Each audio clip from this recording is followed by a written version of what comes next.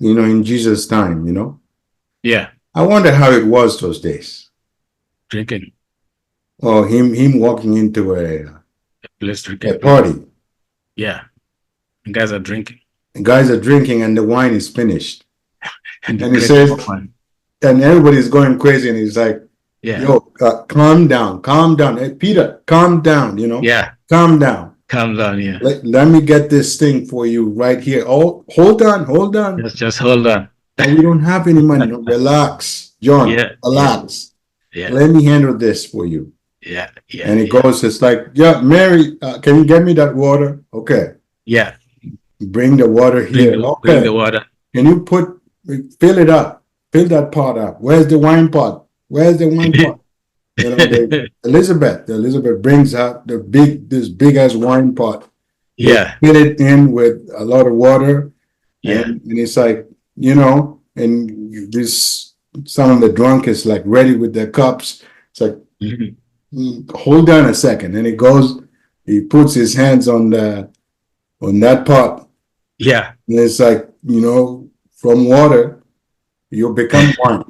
Boom, There you go. wine is ready. All the drunks are like holding their cups and Everybody's like, yeah, like lots of cheer. Like this. welcome everybody. Today in front of you, we have Emmanuel here, Mabe, and myself, Innocent Oketa, and we have a guest as well, and that would be Deng Leek. He's our guest today, and we are from the Roaming Roots podcast. We are introducing a topic today that would be of interest to you and a wide group of people. Deng Leek has gone through a lot, and his background, like ours, is quite diverse. All of us happen to have been from Africa. We're here in North America, Canada, and we've all gone through lots of different cultures. We understand multiple cultures, and you will be able to understand what Dan Leek has gone through, and you'll also be able to hopefully learn and pick up different perspectives, and maybe it might waken you up. His story might waken you up or direct you into a personal journey that is fulfilling. We hope you sincerely enjoy the show. Thank you so much, Innocent. So, man, I've known Deng a long time, man. We call him Amicho. Um, he might want to tell us why they call him Amicho, but it's an interesting one. Uh, the background to it, but we'll let him tell us his story. So this guy was involved in some story that got him in to be within 7 days of, like, 7 days away from death, man. So it's a very serious story, and I'll let him speak for himself. So Amicho, if you're ready, you might want to if you're ready, you can let us know as much as you can in a summary format what happened actually. So you want me to start from the most recent and go all the way back, or?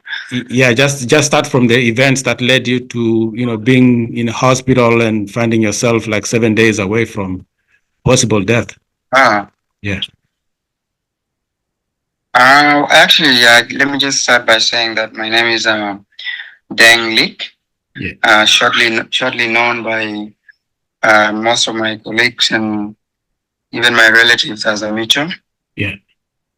I am a former WUSC student. I came to Canada in 2005. Yeah.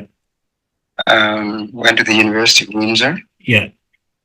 And since then, I think I am confident to call myself that, I've been what most Kenyans would call mpendaraha. Yeah. Like I became a lover of some really, really good times. Yeah. And that got me caught up, in alcoholism. Yeah. So I've been doing it for or 18 years now. Yeah. And I have stopped. And the reason why I stopped was because in 2021, I ended up having a seizure, and I had a brain injury Mhm. that culminated in brain surgery to save my life. And like you said, yeah, my breathing was on and off, Yeah. on and off. And the doctor looked at it and it was like, if this continues for 7 days, you are gone. Yeah. Well, he wasn't talking to me, talking to the people. So people telling you this story afterwards. If it goes like this, he's gonna be gone for sure. Mhm. Luckily enough, my breathing normalized after 3 days, and that's Yeah. why I'm alive and until now. Man, And thank hopefully, God. I'm gonna live for another 50 years. Who knows? Oh yeah, man. Thank God, man. Yeah, you're gonna live another long time. Yeah. Yeah, they always say once bitten, twice shy. Once bitten, twice You know? shy, man.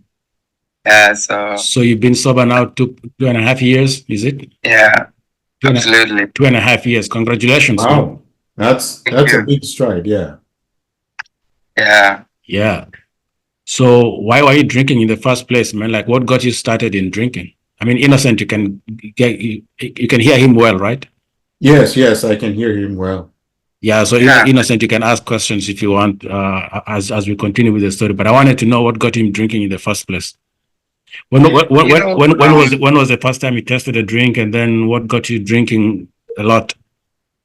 That's a good one. In 2005, Mhm. I remember playing a game of chess with one of my friends. I'm gonna call him by Christian name. His name is David. Yeah. So And then after 2005, that is the first time. That's when you came to Canada the first time, right? yeah, we came in September, Yeah. but that was 2005, the beginning of it. Right. At the start, so we were still in Kakuma. Mhm. So we were just playing a game of chess. Never tasted alcohol in my life. I hated it. Didn't like it because I know my parents do drink, and I usually used to feel bad when I see them drunk. You didn't like seeing people drunk. Okay. Yeah, just to see them drunk, I'm like, this is not my stuff. Ah. But then after high school, I'm like, we came across one of our friends. His name is Deng too. Yeah. One of our best friends. He was a teacher by then. Yeah. But we were just high school graduate. Yeah. And so we were looking for a job in Kakuma. Mm-hmm. We ended up becoming teachers anyway. Yeah, teachers. Yeah. So this guy came from, I think, Ethiopian community, and he was a little bit tipsy. Yeah. Yeah. And when he was saying hi to us, he had that energy from alcohol. Yeah. So we were like, man, why are you so strong, man? Can you make us strong too? Yeah. And it's like, you guys want to drink? We were like, yeah, of course. Yeah. Yeah. So he took us to one of the bars in Hong Kong, there in Kakuma. Mm-hmm. And I swear I only had one beer. Yeah. And I just felt it. It was so good. It hit you. It hit you as something good. Which beer was that, by the way? I didn't even want to go for the second because I didn't want to be drunk. Yeah, which beer was that? I went home and I was talking to my mom, so happy. So, I was saying like 1,000 words in like 1 second. Right? Wow. 1,000 words in 1 second. So the feeling was so good. So I came and told one of my cousins, mm-hmm. and he was like, "Wow," because he never tasted alcohol before. Yeah. I was like, "Man, you know what? Let's go to bed. When they wake up tomorrow morning, yeah, we're gonna go have our first beers." I was like, "Okay." Yeah. So yeah, we started going out. We did the Woods class. Mm-hmm. We didn't even know we like some of us used to drink. No. So one day we went to Ethiopian community and we just sat in the bar. Yeah. Ready to watch a soccer game. Mm-hmm. And then we were like, you know what, guys, let's drink something. Mm-hmm. And those guys are funny. They were like, okay. So this guy called Jock, like, Jock, what do you want to drink? Mm-hmm. It's like, Tasca. Yeah, Tasca. Yeah. Well, there's an elephant on it. Yeah. So he said in Dinka, a corn. A corn is elephant. Ah, okay. So instead of saying Tusker, it's like I'm going with the elephant. The elephant. Nice one. And then some other guys, elephant. They were like, wow, kumbe hao watu pia wanakunywa. Uh-huh. Yeah, so mi nikasema, hey, si mnilete elephant wangu basi. Yeah. So wakatuletea mataska tukakunywa, na unajua by then tulikuwa nakunywa polepole, yani Yes. ile tu mdosi, yani Mdogo mdogo. mdogo tu. So yeah, we had our beers and then we watched the soccer game. We went home, and then it became sort of a habit. Like we would go there to go visit Ethiopian community, just to go to the bar, watch soccer games. Yeah. You know, especially after teaching, because most of us were teachers anyway. Yeah. After teaching, we would go to Ethiopian community, have a few beers, and come home. Yeah. But then it was just a couple of beers, or most of the time. Sometimes we don't go. Right. But yeah, when we came to Canada, then it became a different story. Right. You know, there was alcohol everywhere, and you have a lot of people that always wanted to hang out. Yeah. Personally, I used to say alcohol, I would never be addicted to it, man. Let me just have a couple of beers, not a problem. And I was good. But that is a wrong mentality. Yeah. Yeah. Why do you say so? Usianzishe hizo vitu. Those substances Yeah. are very, very, very precarious. Don't start them. So you're telling people not to start drinking at all. No. Slippery slope. The slippery slope? Yeah, it is. Like in all honesty, I'm pretty sure just especially people that are that have grown like ourselves, we are adult. Yeah. We have seen it all in life. There are people whose lives have been destroyed completely by alcohol. Mm-hmm. You know, be it jobs, yeah, education, yeah, professions, to put it that way, accident. What is it? Just natural death, illnesses. Alcohol destroys too much. And once, as someone like myself, I never thought I would ever drink again after seeing it destroying so many people in my community. So, but I used to think, no, this is it's just a short while. It's not going to last long. Right. No, it's lying to oneself for sure. Yeah. So yeah. Innocent, you have something? No, that's interesting. He's saying that. I'm not sure he can hear me, but it's like when I was in the camp in Kakuma, when I was there, I never saw the Somalis drinking. Somalis. For some reason, I didn't know. I did not put that in my mind that they would be drinking, because they're Muslims usually, right? Yeah, they're Muslims usually, right? Yeah. Yeah. When he said that Somalis were drinking, then I was like, it's that's interesting. Yeah. I don't know the cultural dynamics there. Yeah. Yeah. So the cultural dynamics, then did you realize that? Amicho. Yeah, absolutely. Like the thing is, like, did it look normal for some people more than others? When I'm drunk? Yeah, like when you're in the drinking circles. Yeah. Well, yeah, most of the times, you know what? Alcohol doesn't lie, to be honest. Yeah. If you drink it to like to a minimal level, not much of it. Not too much. Alcohol can be good, especially in a social gathering. Yeah. That little energy that it gives you, if you put it to good use, it makes you think better. Yeah. If somebody does something to you, and you are not totally smashed or totally drunk, you can always have that that reasoning capacity. You can take your time to reason. if I make this move, is it the right move really? You know, because it makes you a little bit smarter, especially me, to be honest. You know. Yeah. So that's what you found. Yeah. Yeah, but yeah, if you go overboard, then it's not good.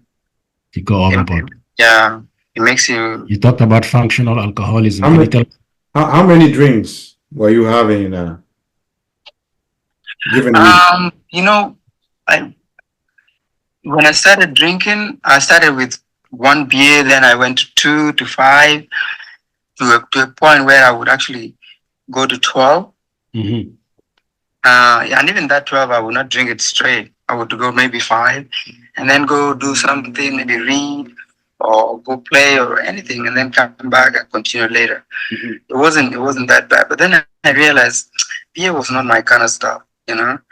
It never used to get into my system really quickly the way I wanted. Yeah. So I pushed it aside and I started drinking hard liquor. And that's when things began to fall apart now. When did you start drinking hard liquor? Immediately when I came to Canada. So 2005, I would say. But you talked about functional alcoholism, that sometimes it can be very good for you. Like, did it ever work for you in a good way? You told me about that story about Stephen Lewis. What was that story about? Uh, when it comes to functional alcoholism, it works this way. Yeah. If you are naturally a hard worker, somebody that loves to work, yeah, alcohol will not stop you from working. What it will do, especially if you are that responsible and you love your work, you will take a little bit to just give you that energy, that buzz, to go out there and do that work. And functional alcoholics usually don't go overboard to get drunk. They drink to get that energy to go and do the job they intended that drinking for. Right? Yes. Yeah. And but yeah, if you're somebody that is naturally, you don't like to work hard, kazi yako tu ni kuona raha. Yeah. No matter how good you are in whatever you do, drink alcohol overboard, that's it. You've lost it all. You've lost it all. Yeah. So yeah, if you drink alcohol, and that's so yeah, to tell you the Stephen Lewis story, that guy came to visit University of Windsor in, I think, 2009, around there. Yeah. And the WUS committee wanted me to go give a small representation for the WUS committee. Yeah. And so yeah, I went there and I was like, you know what, this is so nerve-wracking. Yeah. The whole like the auditorium was full. Yeah. And it was kind of scary. So I was like, you know what, I'm gonna do what functional alcoholics do, because I have a job in hand to go and do. Yeah. Wacha tu nichape ka glass moja tu, sio ati nilewe yani. Yeah. Man, mimi nikapata hiyo nguvu basi, alafu nikaenda tu nikaongea mbele ya watu. I could, and already I knew how to talk in front of people. Yeah. Wewe ndio ongea tu, unaangalia watu kwa macho hivi hapana. Sasa unaangalia tu kwa majuu yani. Majuu yeah. Yeah. So mimi nilienda tu nikachapa hiyo kazi poa. And the reception that I got from people, the appreciation, I was like, man, this is although this is not a good thing, at least pombe imesaidia kidogo. So yeah. So yeah, if you can take it to go and do something important, take a small of it. Don't do it overboard. You know what? In life, everything is poisonous, to be honest. If you overdo it, too much of anything, poisonous. Yeah.